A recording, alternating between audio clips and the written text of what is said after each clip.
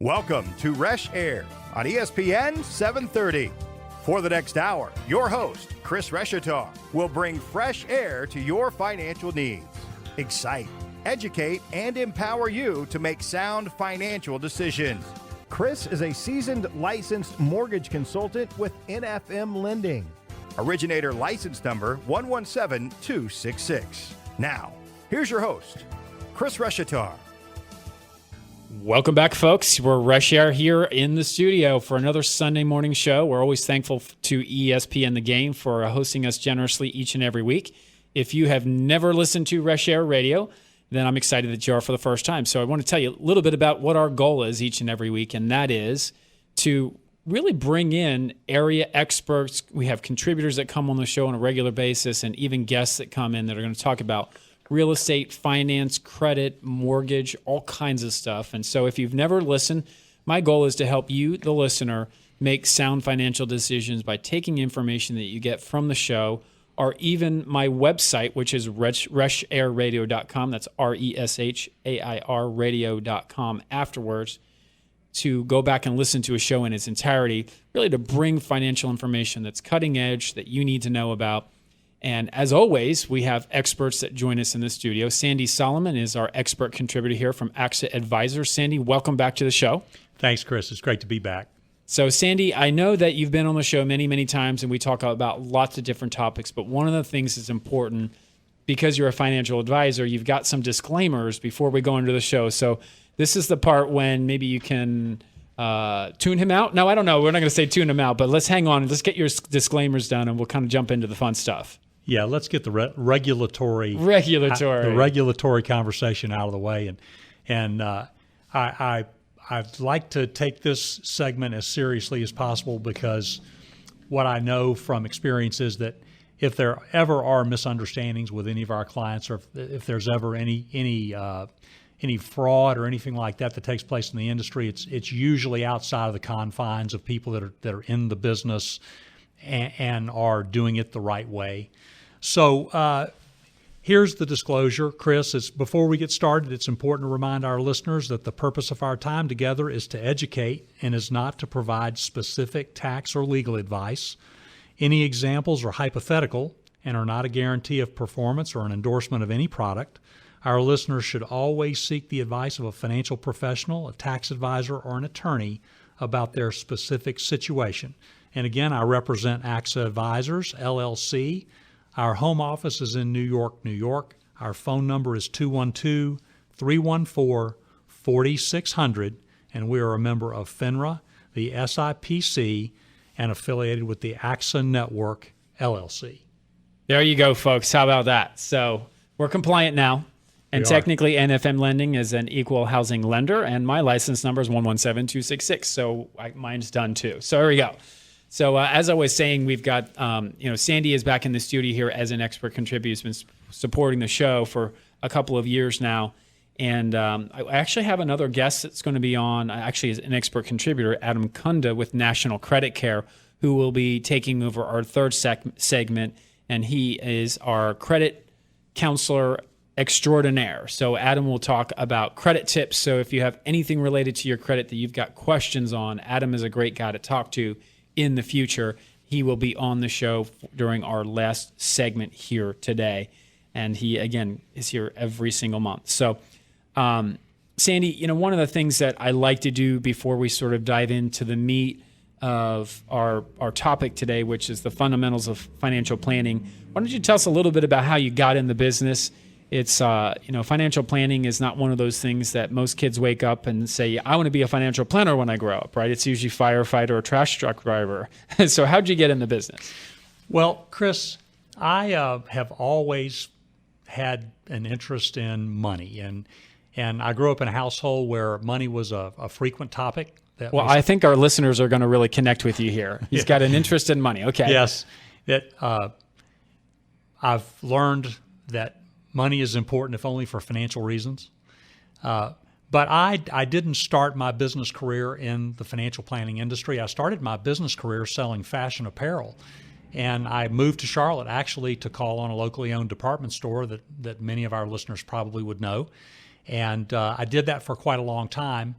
And ultimately what ended up happening was I wanted to do something that I felt was more of a service to the community, something that would allow me to have direct contact with the customers that I was helping on a daily basis, and the sense and satisfaction that I was doing something that I don't know that it alters people's lives, but it does have a meaningful impact.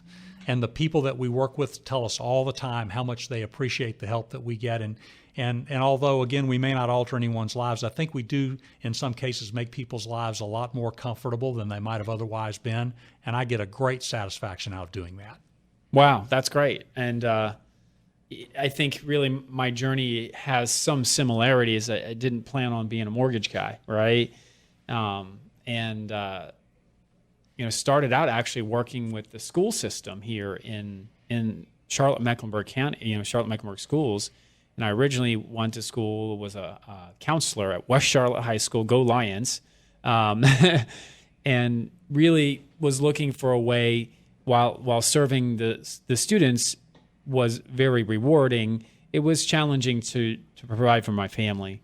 And so my family, I grew up in a family where my dad was a home builder. I was always just drawn to like real estate and mortgage. I was just so intrigued by the industry. Eventually, I made the switch, but realized that servicing the student or servicing the dream of that future homeowner was valuable to our community as well, and have really felt humbled by the amount of people that have supported me over the years, because really they support me by coming back, by my great realtor partners that I have, many realtor partners in the Charlotte-Mecklenburg area that come back time and time again. But it's been because I take the time to serve the first-time buyer, help them with programs that are unique, or serve even the return buyer or someone that wants to buy high-end. It doesn't really matter. But when you give back to people, it's me that I feel the benefits at the end of the day, because I feel like I'm doing a service for people out there, and in many cases they're not getting that service somewhere else. So very, very rewarding. So I appreciate you sharing your story there with how you got into the business. So, and Chris, this might be a good time. The last time I was on the show, we talked a little bit about some changes that you've made in your business and your business model. Why don't you catch us up a little bit on what's going on with you? I appreciate you asking. So I was with a great company called Movement Mortgage for about 7 years, and made the change back in January to a little bit of a smaller company called NFM Lending. They're out of Baltimore, 20 years in the business, and they're a top 100 lender in the country, Sandy. So it's not like nobody knows who they are. They're all around the country. But I was given an opportunity really to open the market, meaning that NFM Lending didn't have a lot of presence in North and South Carolina.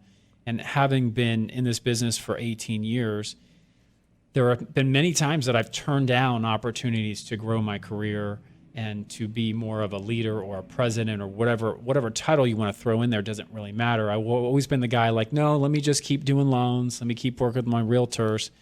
But at some point you get to the point in your career where you're maybe ready for that next challenge. I've had opportunities for those things, but I've often turned them down. And so it was just kind of itching for a new opportunity in that respect. And so NFM was gracious enough to give me a platform to start originating loans. So I'm still closing loans for all my realtor partners, some of the builders that I work with, and past clients, et cetera. So nothing has changed there.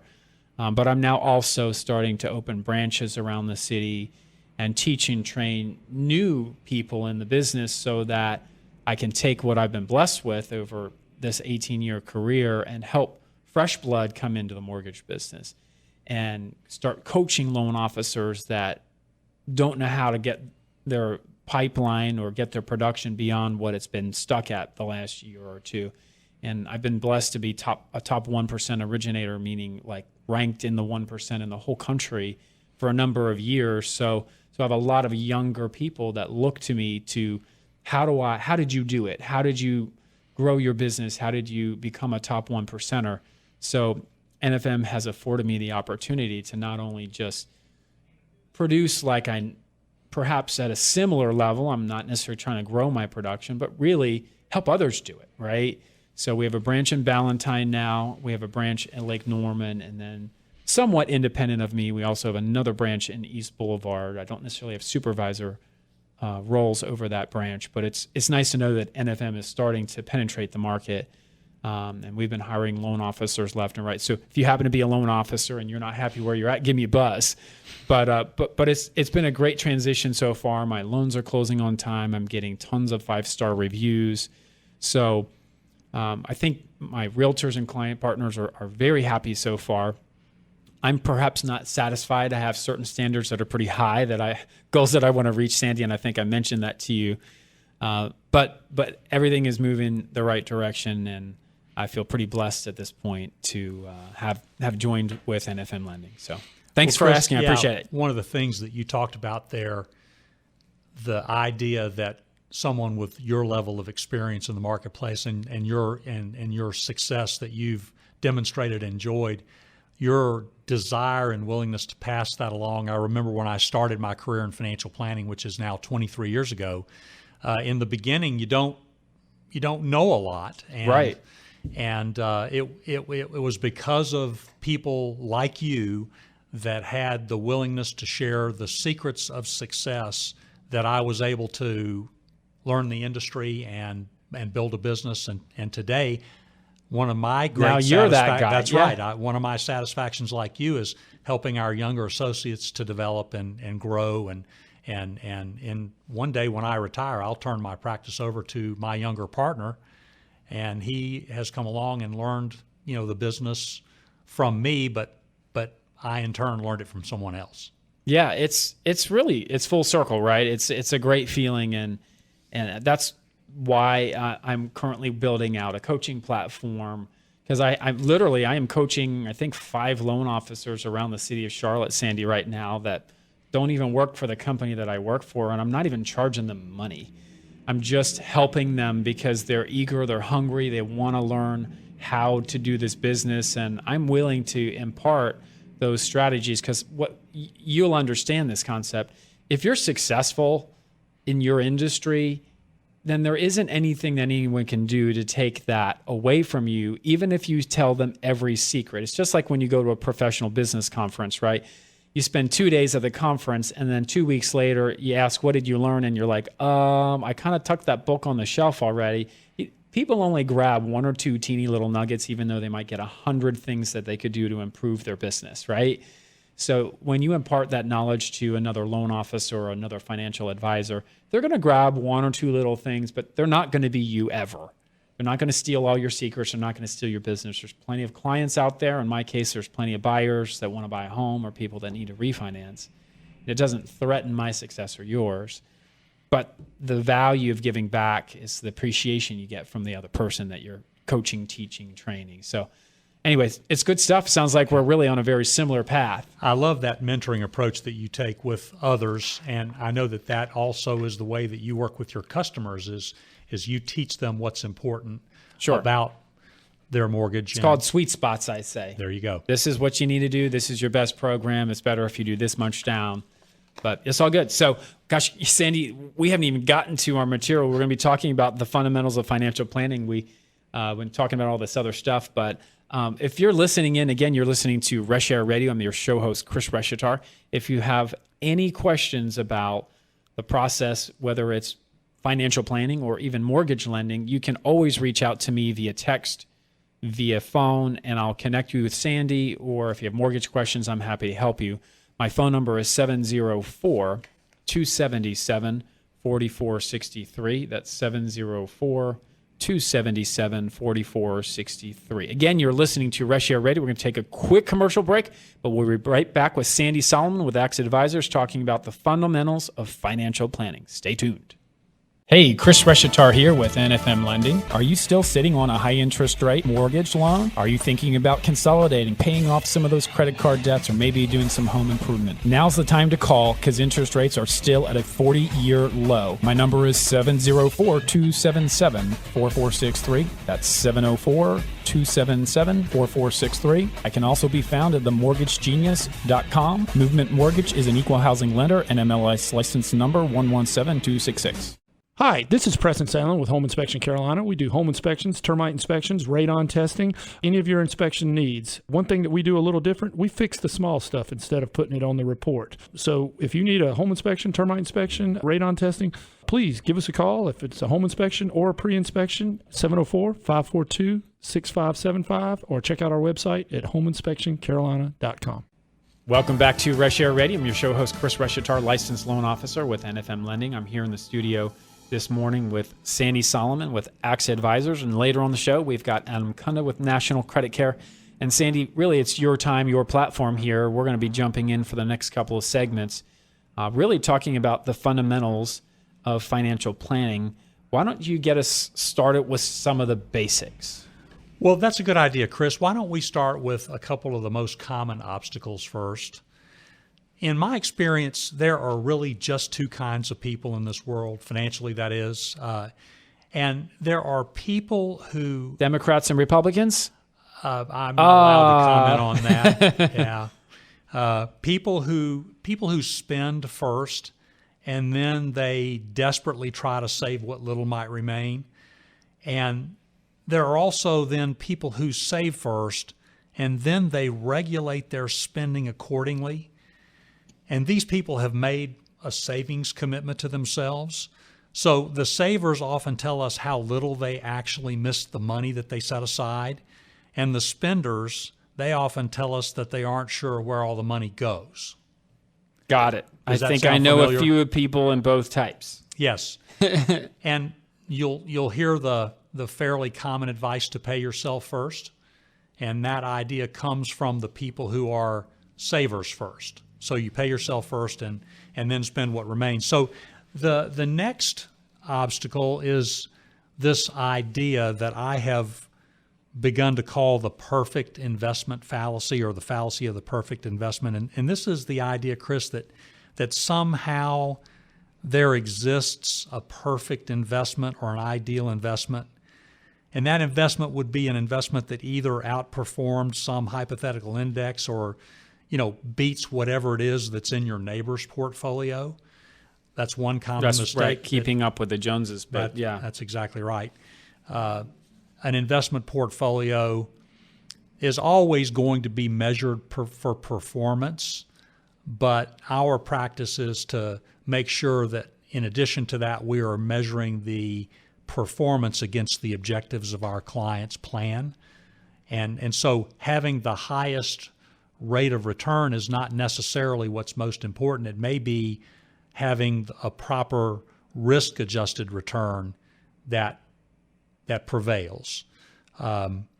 So in truth, it may be better to consider a different approach. We're looking for ideas that are suitable for our clients based on factors like their investment experience, the time horizon that they have to completion, their ability to understand and tolerate the pricing changes in the market, and we call that, financial professionals call that investment volatility.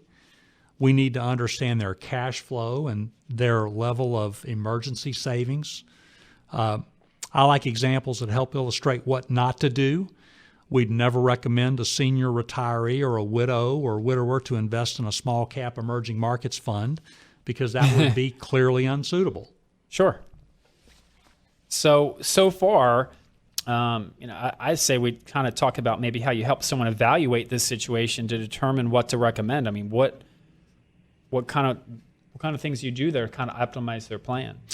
Well, so that's a great question, Chris. We begin the process with what we call a thorough client profile, or a fact finding, if you will, which is essential knowledge about our client's individual situation.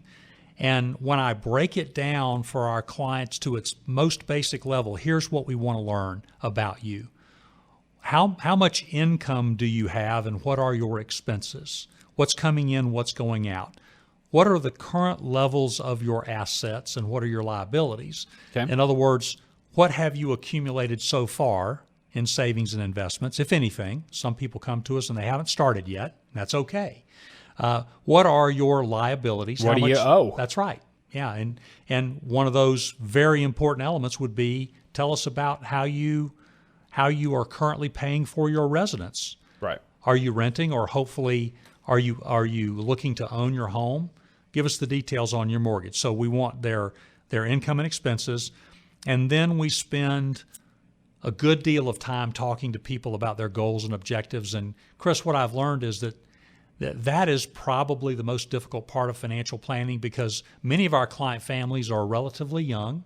Some are at or near retirement, but with young families, asking them to set goals, which they may have never really done, turns out to be the part of the process they find most difficult. Is when you set goals, what would you like to accomplish? What are you looking to achieve? And then we have some ways that we will test our clients for their true risk tolerance. How much tolerance to investment risk do you really have? Not just during good times, but during bad times. And then how much time do we have? What's our time horizon? Yeah. So, I mean, that all makes sense. What else do we need to be considering? Okay.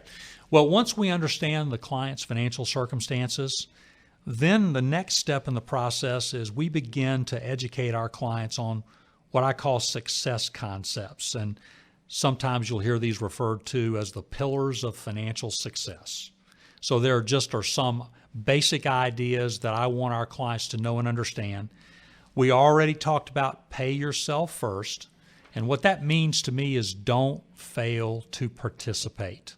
Don't fail to participate. Probably the great misunderstanding, if there is one, among our clients, especially the younger generations, they tend to think that this modest amount of money that they may have to start with, or a modest amount of a monthly investment, won't add up enough over time to make a very big difference. And that is really a complete misunderstanding. So we like to show examples of how a small amount of money invested diligently over time can really change someone's financial circumstances. You know, Sandy, just to kind of jump in here, I have a son who's 19 years old and had worked with a large corporation and was able to participate in the retirement account plan. And they had come and done a little education class, and these are just sort of examples, but they basically said, if you invest this much starting out at age 20 until you're age 50, and it was a relatively modest amount in terms of percentage of their income into their 401k with the company match, it was going to get him 7 figures in about 30 years. And it really spoke to him, because he was like, wow, if I start young, he said, I'm not even 20 yet, right? If I start now and if I invest that much each and every year in, by the time I'm 50, I can have 7 figures in the bank for my retirement. I said, dude, you need to start now. It's actually way better that you kick in now than if you wait until you, quote, have the career or have making a lot of money and then start. So it was very impactful to him, and he's already got, I don't know, a couple $1,000 in his account, and he's excited, right? And he's 19 years old, right? But he knows that if he keeps doing it over time, it will grow and add up to quite a bit of money. My staff, Chris, gets tired of hearing me say that the most important money you'll ever invest is the first money you ever invest. And the sooner you do that, the more opportunity for compounding of returns you have. Right. And it's the same math that turns $1,000 into $2,000 also turns $10,000 into $20,000 and $100,000 into $200,000. It's exactly the same time horizon and the same rate of return. Yep, pretty cool. It's just the net differential that matters. And so we want to purchase as many of those compounding periods as we can. The way we do that is by investing early in our life cycle. Perfect. All right. Well, didn't mean to stop you there. That's okay. Well, how are we doing on time for We're the good. segment? We got about 3 minutes. Okay. So the next thing that we talk about is the idea of being properly allocated. And what I mean by that, what I mean by allocating, that refers to the relationship between the stocks, the bonds, the real estate, and the cash in your portfolio. And maybe there's an additional asset class, such as some kind of an alternative investment. So being properly allocated is the second most important concept. They call that not putting all your eggs in one basket. Well, that's exactly right. Well, that's really kind of going into the next thing. That's diversification as well. Well, yeah, the concept of diversification is a very similar concept. Being properly allocated refers to the different asset classes that you own as an investor, because there are very important differences between instruments such as stocks and bonds. And I know that we've done shows on those asset classes before. Sure. Diversification is not exactly the same concept as allocation. It's generally thought of as the cardinal rule of success in investing, and it's the idea that in a portfolio you want to own a lot of different names, meaning the stocks of different companies or the bonds of different companies or different governments. So the idea is that if you have a well diversified portfolio, that not every company in your portfolio is going to outperform or underperform. Some are going to do very, very well and others maybe not so well, but the average results will be success over time with greatly minimized risk. Perfect. And then what was the last component you wanted to share? The last component is the idea that you want to periodically sit down with your financial professional and review your progress toward your goals. You want to look at your portfolio allocations and rebalance them back to your original objectives. And then you want to do what I recommend to our clients every single day, which is to recline. What that means is to relax. Don't worry about it. You don't want to live in worry, fear, and doubt, because those elements cause people to make mistakes. They panic and they don't stay on course.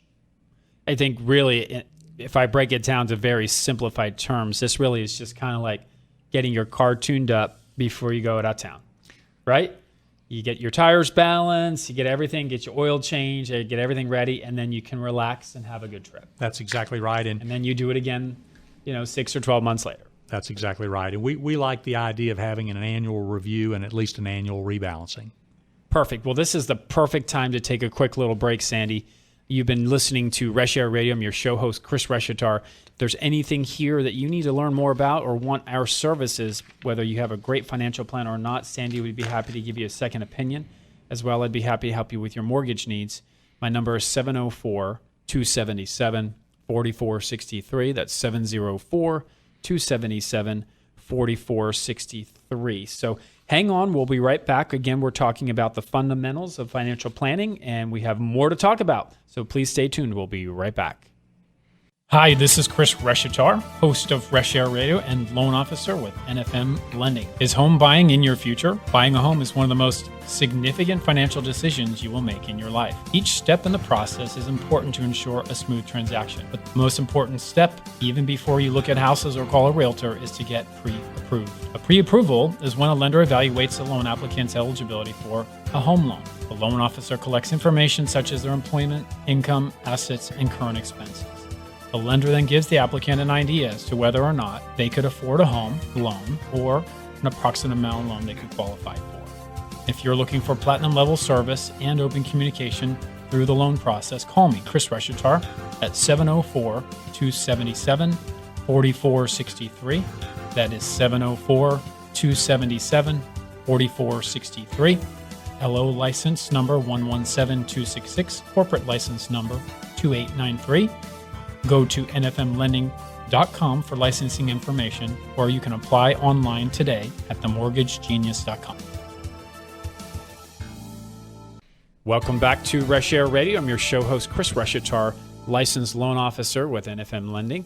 If you've never listened to our show, each and every week we bring in expert contributors as well as local guests, and we talk about financial needs for our clients, our listeners, really by bringing in financial advisors, home insurance experts, real estate experts, etc. And this week we have been blessed again to have expert contributor Sandy Solomon back in the studio. And if you haven't been listening, we've been talking really about the fundamentals of a financial plan here today, Sandy. And specifically, we were talking about the pillars of financial success, which really just kind of included things like diversification and being properly allocated, paying yourself first. I mean, concepts that some of our listeners may have heard before. But you've also mentioned that you need to sort of take this these things in steps, right? So can you talk a little bit more about that? Sure, Chris, absolutely. The steps that we want to take are these, what we call small, manageable steps. And so first, let's start right where you are. Don't make the mistake of thinking that you need a large amount of money to get started. And don't underestimate the impact of small investments made with great regularity over a long period of time. We're going to spend time with each and every client talking to them about the idea of starting right where you are. And I kind of mentioned that was kind of my son's scenario earlier, who's 19 years old and is already excited about investing in his future. And building the belief system that what he's doing is going to impact his life and his ability to have the financial freedom that he'd like later on, and maybe even potentially to have the opportunity to do for others in the community or within his own family. Yeah, it's going to be cool. I'm excited for his future. All right. Yeah, so financial planning is not always about just elevating our own personal lifestyles, even though that's probably the objective that most people have at the beginning. Yeah. Yeah. So the next thing that I would want to talk about with our clients is this idea that you've probably heard described as dollar cost averaging. That's a financial term, and for the listeners out there, Chris always likes for me to bring in at least one financial advisor word of the week. That's right. Yes, and so the word of the week is axiomatic. Axiomatic, right? And I'm always trying to break it down into English for y'all. I've got your back, so I know. Right.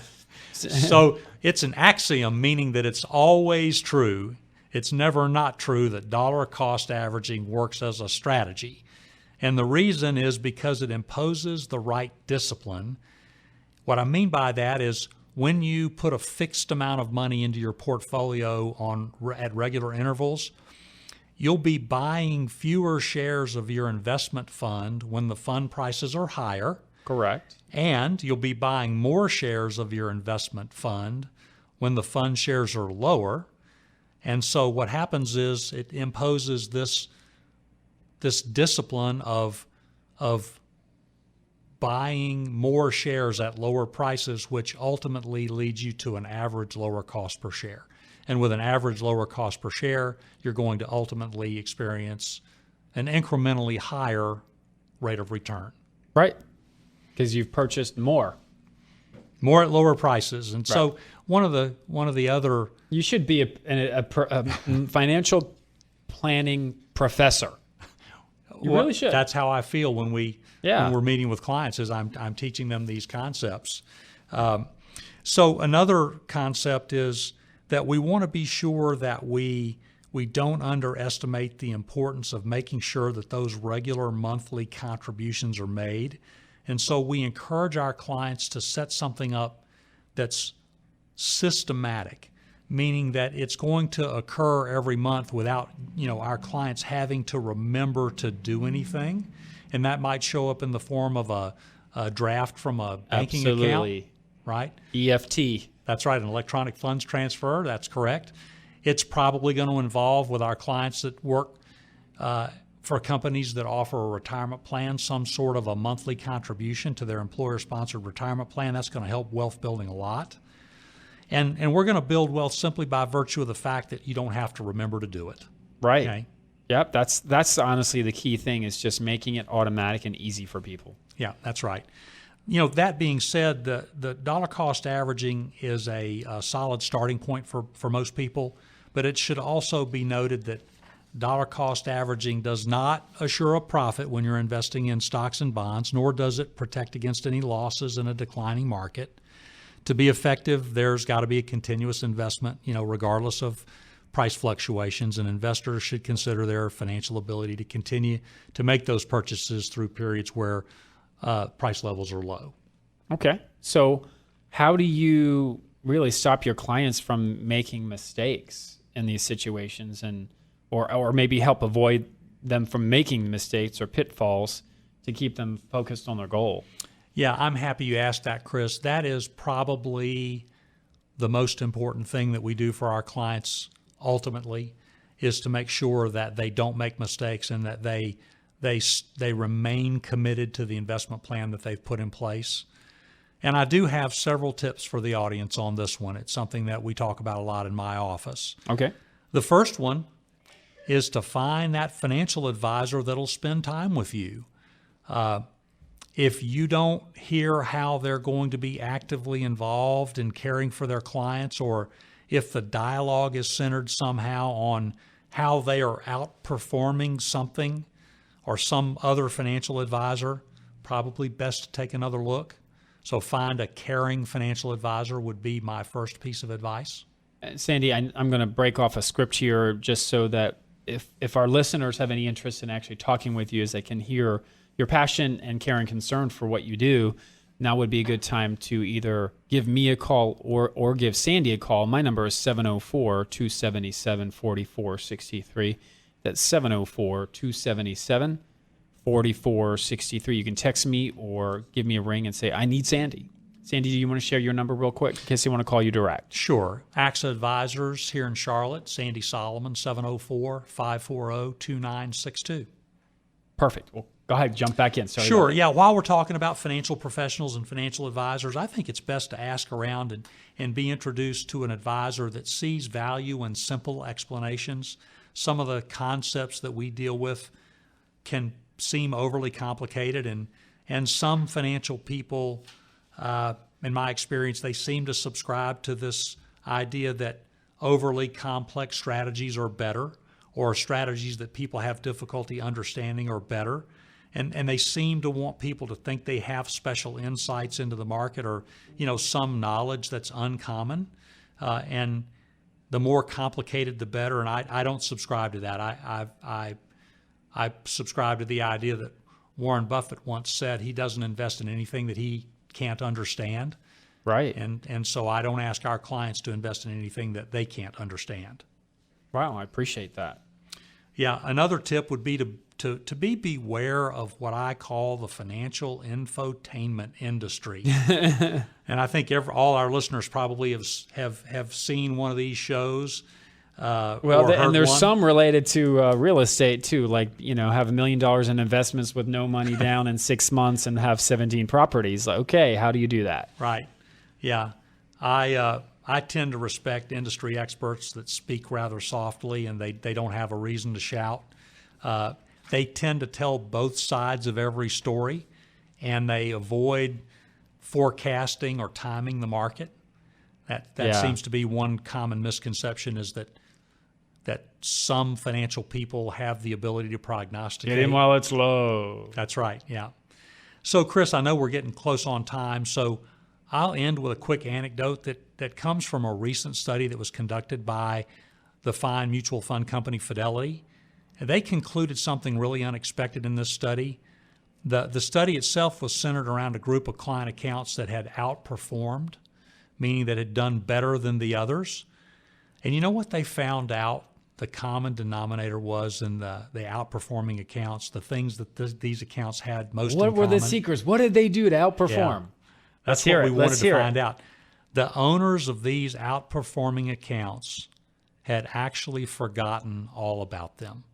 In other words, they had simply left them alone and didn't overmanage or overtrade.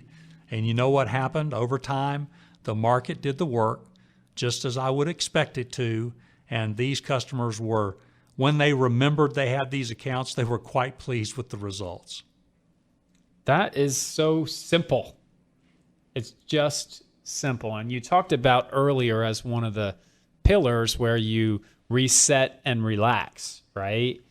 And I think the element there, that relax comment that you meant, really is just more about the fact that you did take a portion of your income and put it somewhere, hopefully in a vehicle that's safe and will work for you in the future. But it's really the time that allows that investment to work over many, many, many years, in which case you kind of forget about it. It's working and not worrying about, did it go up this week or go down? Should I sell it? Should I move it? Should I pull it out of this advisor? Should I move to another advisor? I mean, people can sometimes overthink financial planning, if you will, or investing in, and that what a great research study that Fidelity had pulled out really is just kind of invest and forget about it. Yeah, I'd love to know if they were surprised by those findings. One of the things that we do when we meet with our clients for annual reviews is we tend to spend time making sure that our clients haven't lost conviction in their plan, meaning that they remember the objectives that were set forth and that they see progress along the way, sometimes more progress than others. Sure. But it's really important. What tends to happen with people is if they don't review periodically, they forget the reason why they're doing what they're doing, and that always leads to unfortunate results. Well, and we're very much instant gratification society today, so I can see how that's going to continue to pose more challenges for people who really benefit from more of a longer term hold strategy. I mean, that's what financial planning is, right? Because it's going to take years for things to compound over and over. Yet we can't hardly look at a text message for more than 2 seconds and we're on to something else, right? So that's a whole nother show, I think, Sandy. But nonetheless, it's been great to have you back on the show, and we'll have you again back next month. Any sort of parting words that you need to share, or are we good? No, I've enjoyed being here, Chris. I want all our listeners to know that any effort that you make toward solid, legitimate financial investing will ultimately be rewarded. There you go. Love it. So if you have any interest in working with Sandy or me on the mortgage side, I'm going to quickly give you my number one more time. That's 704-277-4463. That's 704-277-4463. Give me a quick text or a call, and we'll be happy to help you out. You can just say, I need Sandy, or I need to work with you, and we'll help you with your financial planning needs and or your mortgage needs. So our last segment will be here in the studio with Adam Kunda with National Credit Care. He's got some great tips for you. So stay tuned. We'll be right back with Reshair Radio. Did you know it has been reported that an estimated 80% of Americans have credit inaccuracies on their credit reports? Most people that have either inaccuracies or existing items that can be negotiated or adjusted do not know what their best score could be until they have found a new home, or buying a new car, or applying for a credit card. Then it's too late, and they have to accept a higher interest rate or lose the opportunity altogether. The time to work on improving your credit score is before you need it. Whether you have a 440, 640, or even a 740 FICO score, there is always room for improvement. The National Credit Care team is comprised of individuals dedicated to helping the millions of consumers plagued by credit inaccuracies, errors, and fraud. It is our mission to help inform consumers and alleviate the stress of working with creditors and credit bureaus. Together, we can maximize your scores to get the best interest rates possible and save you money. Call now, 303-747-6390. That's 303-747-6390. Or visit us at www.nationalcreditcare.com. Good morning. Thank you for listening to Reshair Radio again. We're just back from a quick commercial break. We're going to shift gears a little bit here and introduce our expert contributor, Adam Kunda with National Credit Care. Adam, welcome back to Reshair Radio. Chris, good morning. It's great to have you here. And I know you flew in from Colorado for our show this weekend, and just glad to have you here again. We are actually going to spend some time today talking a little bit about understanding the different types of credit and then how that impacts your credit score. And this is really kind of very basic information, yet at the same time, the information we're going to share is so important to you understanding how credit works and how it can really make an impact on your credit score. So Adam, before we sort of jump into our overall theme here, as a contributor to Reshair Radio, you've been bringing really great topics and helping our listeners understand credit. But tell them a little bit about what you do over at National Credit Care so they can get a feel for how they might be able to tap into what you're offering. Understand, we are a credit restoration firm built specifically for the mortgage industry. My expertise and my specialty and knowledge base is on mortgage credit scoring and how that goes together and how we can help you better establish that, and also look at some of the negative things that are on the report so we might be able to get the score up as well there. So we are a full-service credit restoration firm to try and get you into a home loan with Chris. There you go. Yep. I like that. Yep. You know, there is nothing greater than when if I'm at a stuck point with a client, to be able to pass them off to your team and then have you volley them back in 6 months or 9 months. And I've had several customers this last year that we did exactly that. And it's fun to know that I took somebody who wasn't quite ready, and with your team's help, of course, is because it's a team effort to be able to jockey somebody back into a position where they can buy a home. That's what it's all about for me as a loan officer in our market. I have plenty of opportunities to help people with home buying. I'm not in a position where I need another loan to be able to pay my bills. I've been very blessed with a lot of business. But what's really cool is being able to take customers that you've been able to help and convert them, because it's more about the joy of the process and helping them accomplish that. So anyway, let's jump in, Adam. Really just wanted to really do a reminder show and understanding the 3 different types of credit and maybe how that can impact their credit. So I'm really going to probably let you take the wheel here and explain what those types are, what those buckets are, however you want to describe it, and maybe we can break down the importance of them. And because I see people that maybe don't understand, they might not have any buckets filled. They might only have all of their buckets, all of their eggs in one basket, if you will, right? And so forth. So you take it from here, man. All right, thanks, Chris. So conversations with my friends always on credit, they talk about either their score is frozen, it's not moving any higher, or that why is it stuck? Yep. They're doing all that they can to get their negative stuff taken off to get that score up. So let's just go over there's 5 components that make up our credit score, and the largest section that we have is about negative credit. That is obviously 35% of the score, and we're looking at negative things such as late payments, bankruptcies, tax liens, judgments. Guys, anything that you think is hurting your score, this is where it is placed in this pie chart. Up to 35% of the score is negative information. So the kind of the takeaway here is that 65% of our credit score has nothing to do with negative credit. And that's where all my friends are falling short. You know, there's the kind of game when you're a child, you've got that square peg, you're trying to fit it in the square hole. It's not going to fit in the circle one. So that's what I've been doing for 7 years, understanding the dimensions of that peg, the dimensions of the hole, and trying to make sure that we are sizing this up for each specific client from wherever they're at and wherever they're trying to go, so that we can start to maximize this other 65% of the credit score as well. Very important to watching your score go up if you're adding positive credit and adding on-time payments. So when we look at positive credit, the biggest thing that is important to you to understand is revolving accounts, which are your credit cards, your store cards, your gas cards. If you do not have any of these on your report, you're missing about 30% of your credit score, which makes it very difficult to try and get some funding. But wait, my dad told me don't never get any credit cards, and I pay cash for everything, Adam. Is your dad named Dave Ramsey? No, I wish. I probably would be doing the radio show with Dave, not on my own here in Charlotte. No, but anyway, for sure. I'm not syndicated yet. I understand. So let's just go over the difference. Obviously, Dave Ramsey is a very smart guy on how to manage budgets, keep your kind of lifestyle under that umbrella. But I'm here to say that in credit cards are so important to the credit score that if you use them how I say to use them, then you're not necessarily breaking Dave's laws as well. So I will tell you to go get a credit card and use it as lightly as possible. I'm always looking for my borrowers and consumers to be using about 1% to 2% of the limit on the card. You know, typically that's very small. Very, very small. So typically we were usually starting out with, let's just say, a $500 card. We're looking to charge $5 to $10 on the card every month. Keep in mind, I didn't say 50 to 100. I didn't say 500. We just need to keep it really low in terms of utilization percentage, because that's where we get the most points. If we're at 1% to 2%, we are getting the maximum amount of credit scoring points in this 30% pie slice. So we might as well be using our credit cards at least once a month to help generate some on-time payments as well.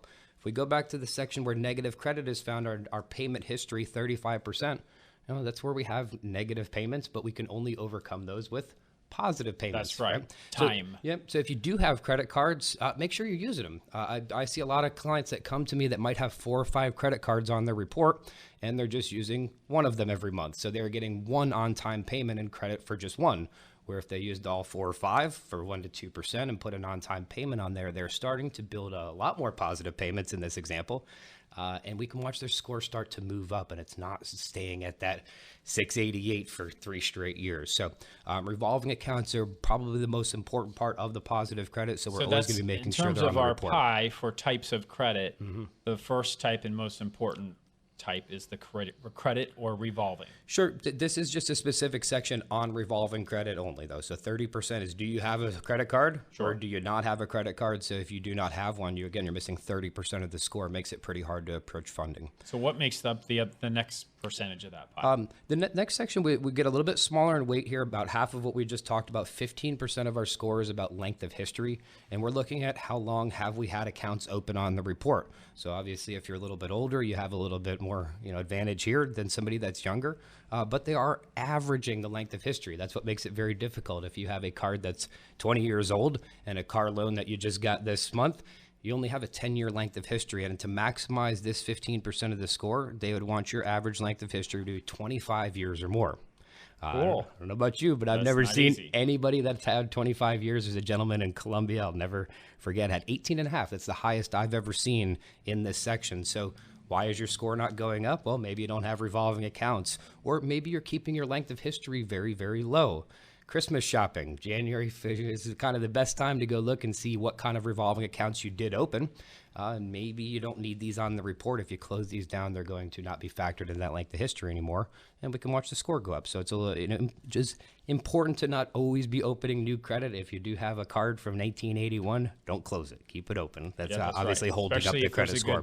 Good payment behavior on it. Sure. And you might have just heard, I did say close a newer card. That is okay. There is a myth out there that closing credit is going to hurt your credit score, but it's about which account. You close that 21-year-old credit card, yeah, your score is going to go down. That's going to lower the average length of history on the score.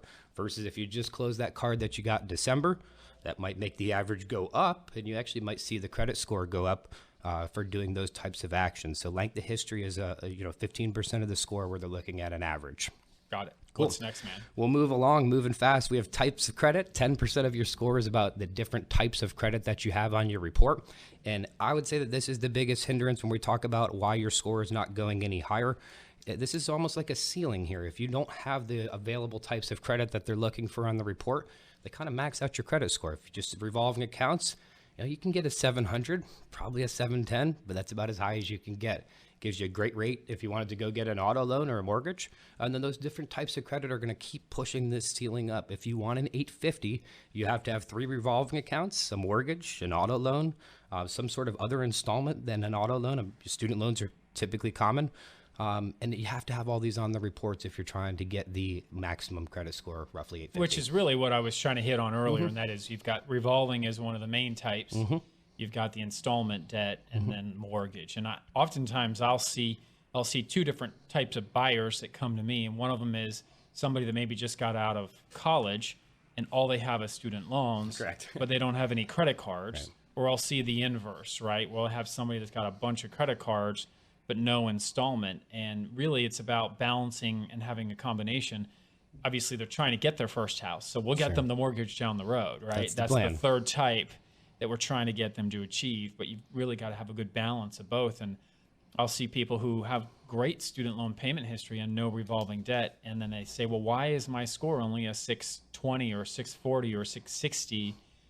And I'll say, well, you really need to have some of the revolving credit in the mix. And without that revolving credit history, you're never really going to achieve those higher score levels. But my dad said, don't ever get a credit card, right? And I said, well, you might have to maybe not listen to your dad's 20-year-old advice and listen to our counsel if you want to temporarily get your scores up. Let's get you some revolving history. And if you want to cut them up after we get your scores up and never use a credit card after you have a mortgage, great. But that balance is really important. I totally agree. And just to round it out, the last 10% of our credit score, they kind of reserve this section for just applying for new credit. They have a buffering system where if any new piece of credit has been added to your report, they're actually going to take away credit scoring points because now you're a current risk. You haven't met your obligations yet, and they want to see, are you going to do that? So the takeaway here, if you are trying to buy a car or a home in the next 6 to 12 months, we're not going and opening up any new trade lines because that's going to diminish the score that you're going to see when you actually do go apply for that home loan or the car loan. So right, there's just no history of performance on that new account, so it drops the score down. Yep, so if you have 6 months typically of on-time payments on that new account, you will get the points back. But if you don't have 6 months of on-time payments, if you have 5 months and 1 late, you don't get the points back, and that prevents you from going and applying for new credit and kind of buffers that system for you.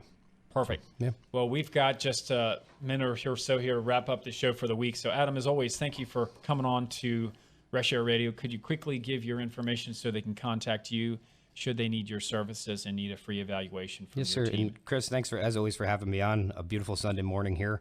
You can reach me on my cell phone if that's easiest for you, 720-556-1959. That'll get to my cell phone. You can text that, call me. If email works best for you, adam@nationalcreditcare.com. I've got typically about a 30-minute response time, so try me out. If you have questions, are confused, anything at all, this is my job. I'm here to help Charlotteans make sure that they know what is a credit score and how we can make that better. So thank you so much for listening today. Awesome. And the goal of this show of Reshair Radio is to excite, empower, and educate Charlotteans to make sound financial decisions. So that's what we're doing here with expert contributors like Adam. And for mortgage services, you can reach me at themortgagegenius.com to do an application. That's 3 words, themortgagegenius.com. Adam, thanks again for being on the show. We're going to sign out for another week. We'll be back next Sunday on ESPN 730, 10 o'clock. You've been listening to Reshair with Chris Reshatar, a seasoned licensed mortgage consultant, originator license number 117266. Learn more online at themortgagegenius.com.